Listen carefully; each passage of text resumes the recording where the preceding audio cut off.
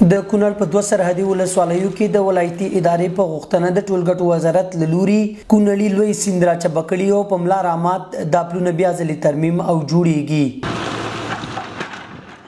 مسؤلین وایي په یادو دواړو پلونو به 3 میلیونه افغانۍ لګښت راشي چې شاوخوا 3 میاشتې وخت به ونیسي. د دې دواړو مجموعي بودیجه 3 میلیونه ده، 40 میلیونه د زیړي بابا پل چې دا به سر نه مکمل جوړیږي او 14 میلیونه د هغه د پشد پل چې هغه ترمیم به کیږي. دغه پل د زیړي بابا دا پل تقریبا 110 متره طول لري او اوږدوالی 15 متره عرض باندې او نور د انجینیرینګ د خپل اصولو مطابق ان شاء الله هغه به چې دی د 3 میاشتو په خواشه مدت کې هغه نهایي کیږي او جوړیږي به ان شاء الله. دا پلونه چې په خوای په جوړېدو میلیونونه افغانۍ لګښت راغلی وو خو کار یې هغسې چې په کارونه وشوی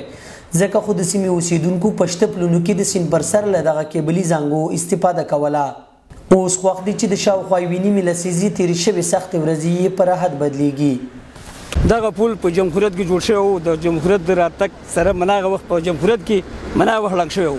او د هغه وخت نه نیولې نن تاریخه پورې نورګل د ولسوالۍ او د کاشکوټونو د زیړي بابا پل د خلک قومونه ډېر مشکلات او ډېرو مشکلات سره مخ وو او داسې مشکلات سره مخ وو چې په دغه زانګو باندې به تلل او د شپې به مریضان رال د ورځې به مریضان رال خلک به رال هېڅ تګ راتګ به د خلکو نه کېده. موږ 2-3 ماشومان او 2-3 زنانه د لاسه د سیند ته ولیدل او مړه شو، ژوند یې د لاسه ورکړ. نو اوس چې دا پل زموږ د خیره جوړیږي نو دې نه موږ ډېر خوشحاله یو او زموږ د سیمې د ولسونو ته به ډېره انشاءالله ګټه ورسیږي. ځایي اوسیدونکي وایي حکومت دې د پلونو له روانو چارو دقیقه او په مسلکي ډول څارنه وکړي تر څو جوړېدونکي پلونه یې د تیر په برخلیک اخته نشي. هغه وخت کې بې کیفیتي وه د موادو یا د ټیکهدار بې کیفیتي وه چې صحیح مواد نه ور انتقال کړي یا پکې مواد نه صحیح اچول شوي. اوس مې په امارت اسلامي او په دې ټیکهدار باندې دا غږ دی چې موږ باید باکیفیته او ښایسته د ښه کوالټۍ والا پل موږ جوړ کړي دا پای موږ ترمیم کړي. په ورته مهال ځایي چارواکي وایي چې د پلونو چارې به له نږدې د مسلکي اشخاصو لخوا کتل کیږي